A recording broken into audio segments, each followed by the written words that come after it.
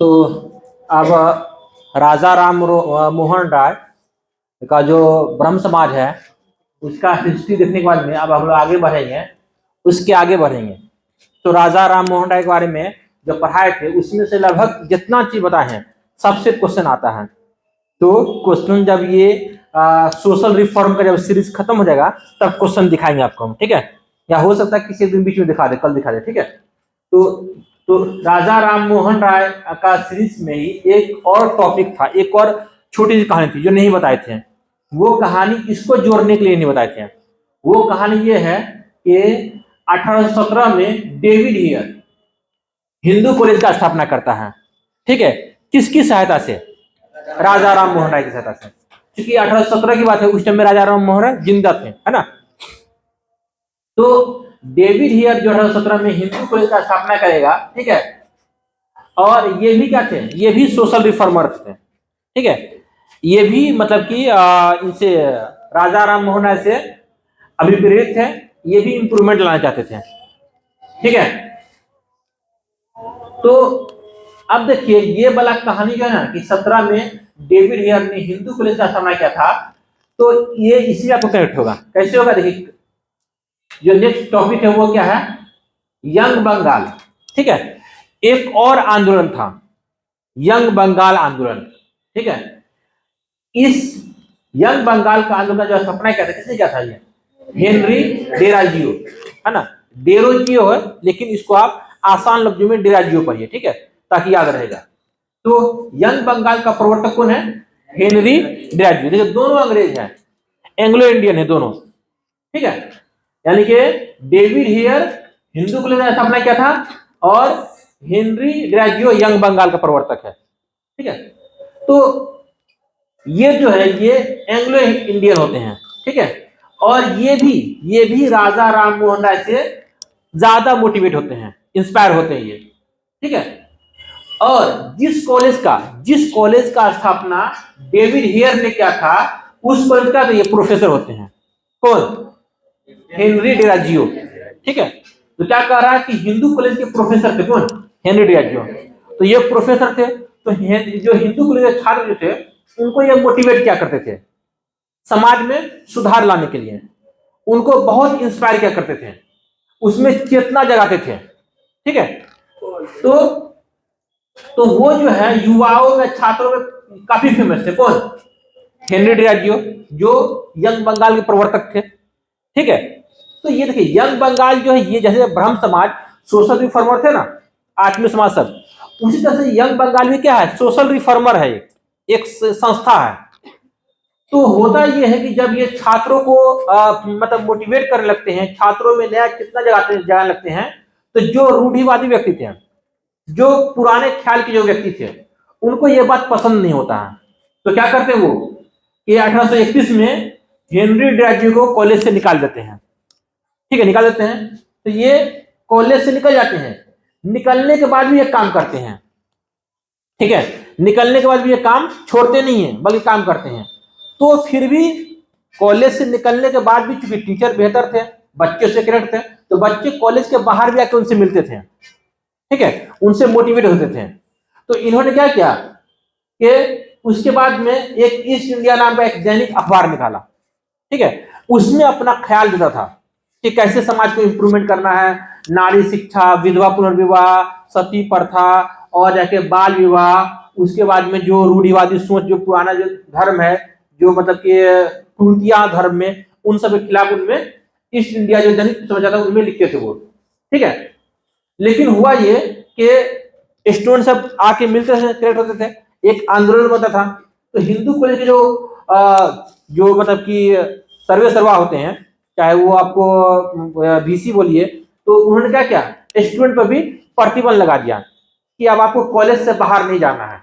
इससे क्या हुआ कि इसका आंदोलन थोड़ा कमजोर पड़ गया, ठीक है। फिर भी चूंकि युवा लोग बाहर में भी इंस्पायर थे, तो युवा लोग भी जुड़ते गए, आंदोलन चलता रहा। लेकिन होता यह है कि उनका सडनली इंतकाल हो जाता है, मात्र महज 22 साल की उम्र में, वो भी हैजा से, ठीक है। तो जब इसका 22 साल की उम्र में इंतकाल होता है तो यहाँ पर क्या होता है, आंदोलन यहाँ से कमजोर पड़ जाता है। फिर यहीं से ये टूट जाता है। ठीक है, देखिए तो आपको इसमें जो है यानी कि यंग बंगाल में जो ब्रह्म समाज में पढ़े थे, जो वेद में पढ़ेंगे या जो आगे जितना समाज, सबका कहानी सेम है, सोशल रिफॉर्म। तो सोशल रिफॉर्म किस में लाएगा? धर्म में, बाल विवाह में। देखिए लेकिन सबका एक मेन एरिया होता है। तो यंग बंगाल जो है मेनली जो है वो दो चीज में वो सुधार लाना चाहते थे। वो दो चीज कौन है?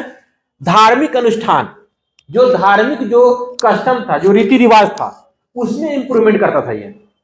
और दूसरा क्या? नारी शिक्षा, मतलब कि महिला की शिक्षा की वकालत करता था। और इनके लिए और भी मतलब जो कॉलेज का स्थापना कर रहे थे और भी लोग, उनमें ये सहायता देते थे, वहां जाकर पढ़ाते थे ये। कौन? हेनरी ड्राजियो। ठीक है, तो यहाँ जो क्वेश्चन जो आएगा, ये क्वेश्चन पूछा हुआ है, क्वेश्चन आया हुआ इस बार, क्वेश्चन आपको दिखाएंगे। ठीक है, इसमें क्वेश्चन ये आएगा कि यंग बंगाल के प्रवर्तक कौन है? तो कौन है? हेनरी ड्राजियो। ठीक है, या क्वेश्चन ये पूछेगा ईस्ट इंडिया दैनिक समाचार पत्र के जो मतलब कि किसने निकाला ये पत्र, किसने निकाला? हेनरी ड्राजियो। और यहां से बस दो ही क्वेश्चन आता है, यही दो क्वेश्चन। या तो पूछेगा यंग बंगाल के प्रवर्तक कौन है, या क्या पूछेंगे ईस्ट इंडिया समाचार पत्र को कौन निकाल रहे थे, कौन संपादन कर रहे थे? तो हेनरी ड्राजियो। और ये इतने फेमस हुए युवा के बीच में, इतना फेमस हुए और इतना इंप्रूवमेंट लाए कि देखिए सुरेंद्रनाथ बनर्जी, इनको क्या उपाधि दिए? इनको क्या बोले कि बंगाल में आधुनिक सभ्यता का जनक है ये। हालांकि जो भारतीय पुनर्जागरण है, जो सोशल रिफॉर्मर है, उनका जनक कौन है? राजा राम मोहन राय। लेकिन देखिए कहां बोला? बंगाल का बोला। बंगाल में आधुनिक सभ्यता का जनक कहा किसको? हेनरी ड्राजियो को। ठीक है, ये अंग्रेज है। ठीक है, तो ये रहा इसका कहानी। और ये भी क्वेश्चन आया हुआ, ये भी दिखा देंगे आपको इस बार। टीआरई 2 में आया क्वेश्चन, टीआरई 2 में आया कि हिंदू कॉलेज की स्थापना किसने की, ये क्वेश्चन आया हुआ है। ठीक है, तो एक ये हो गया। अब आगे बढ़ते हैं। आगे क्या है? प्रार्थना समाज। इस समाज का स्थापना किसने किया था? आत्माराम पांडुरंग ने किया था। ठीक है, ये भी किससे अभिप्रेत थे? ये भी मतलब राजा राम मोहन राय से अभिप्रेत थे। कौन? आत्माराम पांडुरंग। ठीक है, उन्हीं के विचार से अभिप्रेत थे। तो क्या करते ये? धार्मिक सुधार की अपेक्षा ये किस क्या करते हैं? सामाजिक सुधार, मतलब धर्म में इंप्रूवमेंट लाने के बजाय आदमी में इंप्रूवमेंट लाते थे। कौन समाज? प्रार्थना समाज। ठीक है, और इनका जो हिंदू रूढ़िवादी जो भी सोच ख्याल था, उनसे कोई मतभेद नहीं था इनका। बोला धर्म अलग जगह, हमको आदमी में इंप्रूवमेंट लाना है। अगर आदमी सुधर जाएंगे तो धर्म भी इंप्रूवमेंट हो जाएगा। सही बात है, अगर धर्म को सुधार नहीं करिएगा तो सुधार नहीं पाइएगा। लेकिन अगर आदमी को सुधार दीजिए, उसको मतलब कि उसमें चेतना भर दीजिए कि क्या सही क्या गलत है, धर्म खुद ब खुद इंप्रूवमेंट हो जाएगा। यही मानना था किसका? आत्माराम पांडुरंग का मानना था। ठीक है, और ये भी क्या थे? महिला की शिक्षा के प्रोत्साहन के लिए काम करते थे। इनका भी ये भी इनका योगदान जो रहा मेनली वो महिला शिक्षा पे रहा। और फिर क्या रहा इनका? यानी कि दो तीन काम फेमस है इनका। एक और काम क्या है? एक और काम है आपको जाति व्यवस्था को अस्वीकार करना। जो जाति व्यवस्था है, ब्राह्मण, क्षत्रिय, वैश्य और शूद्र, जो ये वर्ण व्यवस्था है, इनको अस्वीकार किया। कौन अस्वीकार किया? प्रार्थना समाज, आत्माराम पांडुरंग ने।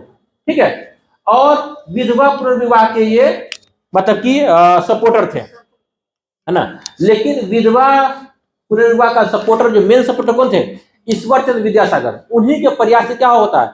कानून आता है। ठीक है, तो लगभग जितना भी सोशल रिफॉर्मर है सब उसी चीज पे इंप्रूवमेंट करेगा, क्योंकि बुराई कहां था? इन्हीं सब एरिया में था। ठीक है, और क्या है इनका? एक और काम था कि लड़के और लड़की की विवाह की आयु में वृद्धि करना। ठीक है, बढ़ाना, क्योंकि कम ही उम्र में शादी हो जाता था, 8 साल में, 7 साल में, 9 साल में, 10 साल में। ठीक है, अब भी प्रथा कायम है हम लोग के यहाँ, नहीं कायम है? जैसे क्या, बच्चा जन्म लिया, रिश्ता लगा दिया कि तुम्हारे ही बेटा शादी होगा, तुम्हारे ही बेटी शादी करवाएंगे। ये सब है। वो तो खैर मतलब कि कानून इतना टाइट है, वरना वो लोग जल्दी शादी भी करवा देगा क्या? तो ये सब सिस्टम है। यहाँ आगे बढ़ते हैं तो हम लोग प्रार्थना समाज देख लिए। इसमें क्वेश्चन सिर्फ इतना ही आता है कि प्रार्थना समाज का स्थापना किसने किया था, बस। लेकिन इतना सारा कहानी बता रहे हैं तो ये कहानी कब तक बताते रहेंगे, क्योंकि टाइम बहुत कम है, शॉर्ट में सिलेबस खींचना है, इसलिए अब इसके बाद हम कहानी नहीं बताएंगे। इसके बाद कोई जो सोशल रिफॉर्म है कौन किया है, क्या उसका नाम है, कब हुआ है, अब कौन जगह है, सिर्फ ये बता के अब निकल जाएंगे। ठीक है, अब आगे बढ़ते हैं। सत्यशोधक समाज, इसका किसने किया था? ज्योतिबा फुले। कब क्या था? देखिए ये सत्यशोधक समाज जो ज्योतिबा फुले जो है, ये एक माली जाति से थे। ये खुद ही अत्याचार न्याय को मतलब अन्याय को सहे हुए व्यक्ति थे। तो इन्होंने सत्यशोधक समाज का स्थापना किया कि नीची जाति के लोग थे उनके उत्थान के लिए। और इसमें जो भी पोस्ट था उन सब पोस्ट में कौन थे? खाली निम्न जाति को लोग। और इसमें होता यह था कि सत्यशोधक समाज में कि निम्न जाति का लोग जो है खाना बनाएगा और उच्च जाति का लोग खाना खाएगा। ठीक है, और फिर ये इनकी वाइफ भी काम करती है। इनका बचपन में शादी होता है तो ये वाइफ को घर पे ही पढ़ाता है। फिर वाइफ क्या होती है? टीचर बनती है। और फिर इसी के काल में क्या होता है कि लोग मतलब कि शिशु हत्या होता है। कैसे होता था कि चेक करता मतलब ये जब बच्चे का जन्म होता तो अगर बच्चा लड़की है उसको मार दिया जाता, अगर बच्चा लड़का है तो फिर उसको लेके जाते। तो ये हाँ वो तो मतलब अभी है वो मतलब, लेकिन उस टाइम में क्या था, जन्म होने के बाद मान देता था, उतना टेक्नोलॉजी डेवलप तो था नहीं। लेकिन कितना बड़ा बताइए, एक माँ इतना तकलीफ से इतना दर्द से 9 महीना पालने के बाद में बच्चा को जन्म दे रहा है, लड़की हो तो मार दिया। ये बहुत बड़ा मतलब बहुत आम बुराई था उस टाइम में। तो उसके खिलाफ थे कौन? ज्योतिबा फुले। तो फिर क्या किया वो कि जो भी इस टाइप की औरत थी, महिला थी, क्योंकि मतलब सब तो नहीं मार रहे होंगे, जो एजुकेटेड तो ठीक है, जो अनएजुकेटेड होंगे वहां ये सब चीजें था। तो जो भी ऐसा महिला थी उनको अपने घर पे ला करके ये मतलब कि डिलीवरी करवाते हैं, समझे ना। और उनके लिए मतलब कि बालिका के लिए बहुत सारे स्कूल खोलाइए। कौन? ज्योतिबा फुले। इनकी वाइफ भी मत काम की उसमें। अब आगे आते किसमें? रामकृष्ण मिशन। देखिए रामकृष्ण मिशन का जो स्थापना किसने किया था? स्वामी विवेकानंद। कब के थे? 1897 में। तो स्वामी विवेकानंद, इसके बचपन का नाम नागेंद्र नाथ दत्त होता है, ठीक है, लेकिन इसको एक कोई मतलब कि टीचर होते हैं, इनका नाम स्वामी विवेकानंद रखते हैं। तो इनके गुरु हैं कौन? रामकृष्ण परमहंस। ठीक है, वो कोलकाता में काली मंदिर है, उनके पुजारी थे। तो उन्हीं के जो मतलब कि जो उनका ज्ञान था, जो उनका वाणी था, उन्हीं के वाणी ज्ञान से ये बहुत मोटिवेट हुए, इंस्पायर हुए। फिर ये उन्हीं के नाम पर रामकृष्ण मिशन का स्थापना करता है। और ये जो थे ना, ये बोलते थे क्या कि इनका मानना था कि ईश्वर एक ही है, मतलब जो भी है लेकिन वो एक ही है। लेकिन इसका व्याख्या हिंदुस्तान में गलत हो रहा है कि वो हिंदू धर्म के मतलब सपोर्टर थे, ऐसा बात नहीं, ये सब धर्म के सपोर्टर थे। ठीक है, तो इनका मानना था क्या कि ईश्वर हर जगह है और ईश्वर एक ही है। और इनका एक बात है क्या कि मतलब कि भगवान का अगर सेवा करना है ना तो आप आदमी का सेवा कीजिए, क्योंकि आदमी जो है भगवान के रूप में आपके सामने प्रेजेंट है। किनका माना था ये? स्वामी विवेकानंद का, कि अगर भगवान की सेवा करें तो किसका सेवा कीजिए? आदमी का कीजिए, जो आपके आसपास में है, वो भगवान का एक रूप है।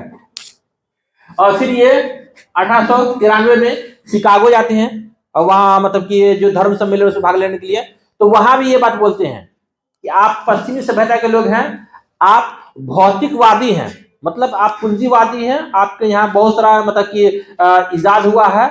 और जो हम जो है पूर्वी सभ्यता के लोग, हम लोग धार्मिक लोग हैं। अगर धार्मिक का भौतिकवादी से मिलन होगा ना तो ये दुनिया और ज्यादा बदल जाएगा।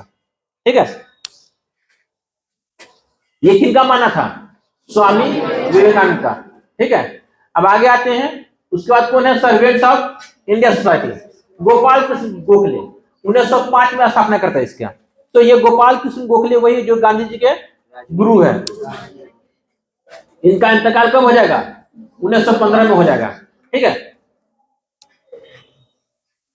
तो सर्वेंट्स ऑफ इंडियन स्टडीज के नाम से ही मालूम हो रहा है कि इसका जो स्थापना हुआ था वो भारत का सेवा करने के लिए, है ना। भारत का आप सेवा कीजिए, जिस रूप में भी करना चाहते हैं, जैसे करना चाहते हैं, भारत का आप सेवा कीजिए। तो इसी के पर्पज से सर्वेंट ऑफ इंडियन सोसाइटी का स्थापना किया। किसने किया? गोपाल कृष्ण गोखले। कब किया? 1905 में किया। ठीक है, अब आगे बढ़ते हैं, थियोसॉफिकल सोसाइटी में आते हैं आंदोलन में। तो इसमें ना 2-3 लोग हैं, इसलिए इसको हम लिख लीजिए डिटेल्स में। ठीक है, थियोसॉफिकल सोसाइटी जो है इसका स्थापना होता है 1875 में। कहाँ होगा? अमेरिका में होगा। क्योंकि ये क्या, ये एक अंग्रेज होते हैं। ठीक है, कौन करते हैं स्थापना? मैडम ब्लैटस्की और कर्नल आलकट, ये करते हैं। ये अंग्रेज होते हैं, ये थियोसॉफिकल सोसाइटी का स्थापना करते हैं और फिर ये भारत आते हैं। भारत में फिर उसी का स्थापना करेगा, फिर से दोबारा। कहाँ करेगा? अडियार में करेगा। अडियार मतलब मद्रास। मद्रास में एक जगह का नाम अडियार है, वहां करेंगे। कब करेंगे? 1882 में करेंगे। ठीक है, तो ये जो है ना, ये यहाँ आते हैं और हिंदुओं को जागृत करते हैं। उसको बोलते हैं कि आपका धर्म बहुत अच्छा है, बहुत बेहतर धर्म है आपका, आप धर्म को पढ़िए, समझिए, जो वेद है, जो पुराण है, उनको पढ़िए। तो ये इस चीज का सिफारिश करते थे। तो इस सोसाइटी फेमस इसलिए हो गया कि हिंदू लोग बोला, अरे बाप, अंग्रेज लोग को हमारा धर्म इतना अच्छा लगा कि अमेरिका से आया हम लोग को बताने के लिए। इसका मतलब कि हम लोग का धर्म बहुत अच्छा है, चलो गर्व करो, चलो ठीक है, सुधार लाओ। इसलिए इसका सक्सेस हो गया। जाहिर सी बात है, इंडिया में क्या होता है, दूसरा धर्म का लोग अगर आपके धर्म के बारे में बोलेगा, आप ज्यादा इंस्पायर होंगे। अगर अपना धर्म का लोग बोलता है ठीक है, जुमा में क्या होता है, डेली सुनते हो खुतबा ने, कोई फर्क पड़ता है? आपको एक मीडिया में कोई हिंदू बोल देगा मुस्लिम धर्म के बारे में, कितना अच्छा बात बोला, सही में हमारा धर्म ऐसा है। और हिंदू बोल देगा, मतलब कि मुस्लिम बोल देगा हिंदू के बारे में, कितना अच्छा, देखिए हमारा धर्म अच्छा, तब नहीं मुस्लिम भी बोल रहा है। तो जब इस टाइम में ये सोच है तो उस टाइम में भी होगा ना। तो इसी सोच का ये क्या था, सोसाइटी फेमस हो जाता है। ठीक है, लेकिन धर्म सबका बेहतर है, लेकिन पढ़ता कोई नहीं, लोग खाली सुनते सुनते आगे बढ़ा है। जितना भी धर्म है, मतलब कि जो भी धार्मिक लोग हैं इंडिया में, इसमें से हम तो बोलते हैं 98% लोग हैं जो मतलब सुन करके आगे बढ़ा है, धर्म को खुद से पढ़ा नहीं है। जैसे स्वामी विवेकानंद के बारे में कितना गलत धारणा था लोगों का, क्या ऐसा है वैसा है, जबकि ये क्या बोलते हैं कि भगवान का पूजा करना तो आदमी का पूजा कीजिए, उसी से आपको भगवान की प्राप्ति होगी। और ये सब धर्म को मानते थे। ठीक है, लेकिन इंप्रूवमेंट किस में लाते थे? हिंदू धर्म में लाते थे इंप्रूवमेंट। तो किसी भी धर्म में इंप्रूवमेंट लाएंगे तो क्या करें, उसी धर्म से, क्योंकि उस धर्म में आपको कोई और भी धर्म तो मिलाना पड़ेगा ना, उसका अच्छाई बात लेके आना पड़ेगा। राजा राम मोहन राय भी यही काम किए हैं कि हिंदू धर्म में इंप्रूवमेंट लाने के लिए मुस्लिम धर्म, ईसाई धर्म और सब धर्म को अच्छाई बात को उसमें ला के रखा। चलिए, तो क्या करते हैं, ये स्थापना होता है कहाँ? अडियार में होता है 1882 में, लेकिन इनसे पहले कहाँ होता है? 75 में होता है, अमेरिका में। तो होता क्या है कि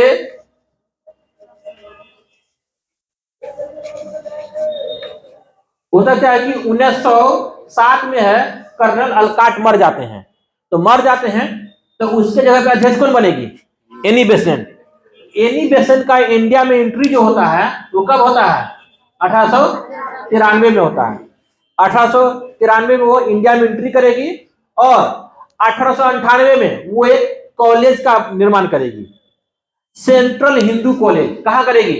बनारस में। कब करेगी? 1898 में। लिखे हैं कहाँ? हाँ, ये 1898 बनारस में सेंट्रल हिंदू स्कूल। तो आपको कंफ्यूज नहीं होना है। देखिए, हिंदू कॉलेज या हिंदू स्कूल जो भी हो, तो हिंदू कॉलेज या हिंदू स्कूल सिर्फ कहाँ हुआ था? बंगाल में। कौन के था? David Hare. डेविड हेयर के थे। लेकिन ये सेंट्रल हिंदू कॉलेज है, इसका स्थापना कहाँ होता है? बनारस में। कौन करेंगी? Annie Besant. कब होगा? 1898 में। इसी को 1915 में मदन मोहन मालवीय जो है बीएचयू में कन्वर्ट कर देगा, बनारस हिंदू विश्वविद्यालय में, इसी को कन्वर्ट करेगा। ठीक है, ओके। तो कर्नल अलकाट जो है आपको 1907 में मर जाएंगे, तो उनके जगह पे अध्यक्ष कौन बनेगी? एनी बेसेंट बनेगी।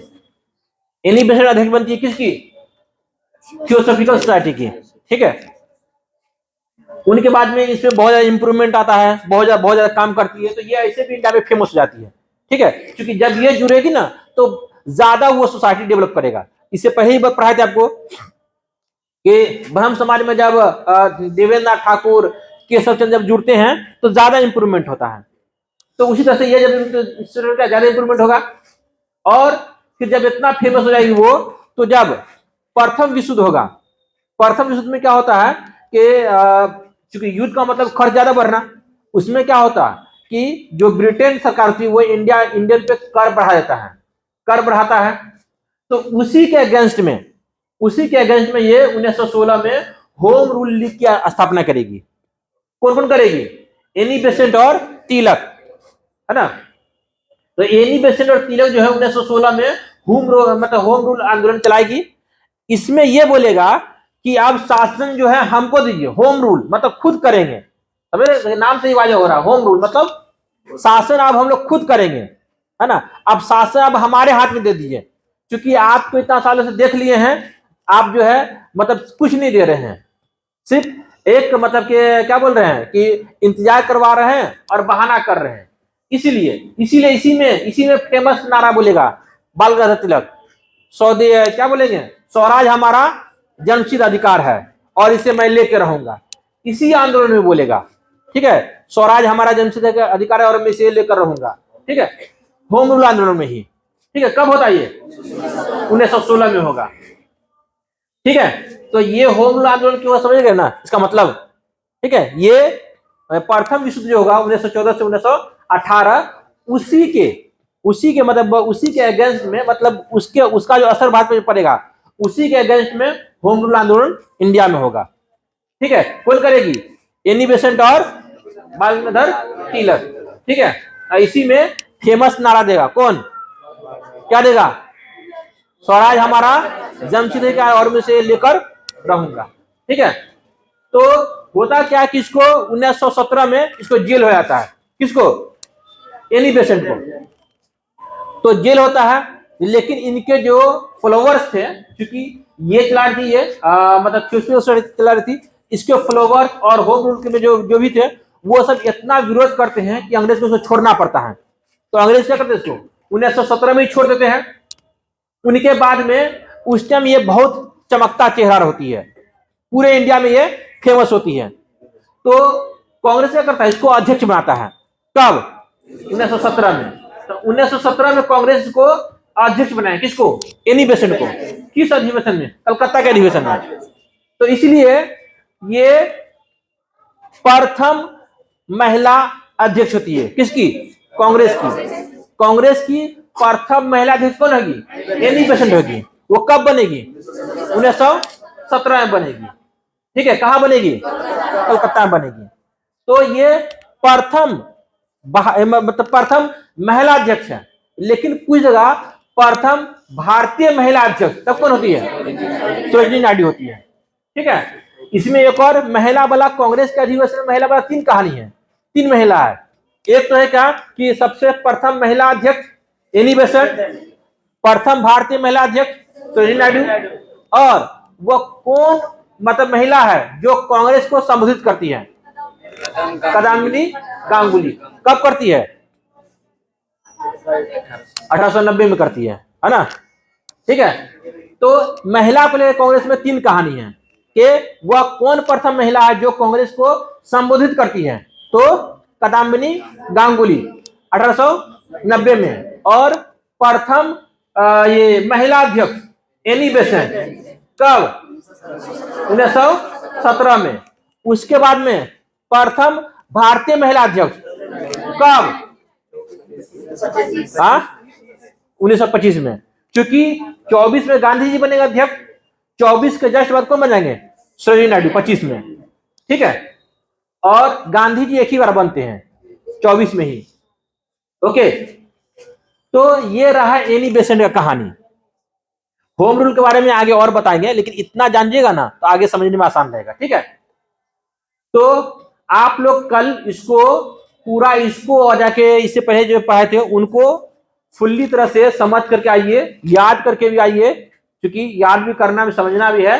कल जो हम आपको जितना भी सोशल रिफॉर्म है सबका एक लिस्ट दे देंगे, उस लिस्ट को रट्टाफिकेशन मार के आइए। ठीक है, क्योंकि अगर समझाने बैठेंगे तो फिर रिफॉर्म में ही टाइम चला जाएगा। ठीक है, चलिए आगे बढ़े। चलिए, ये हो गया।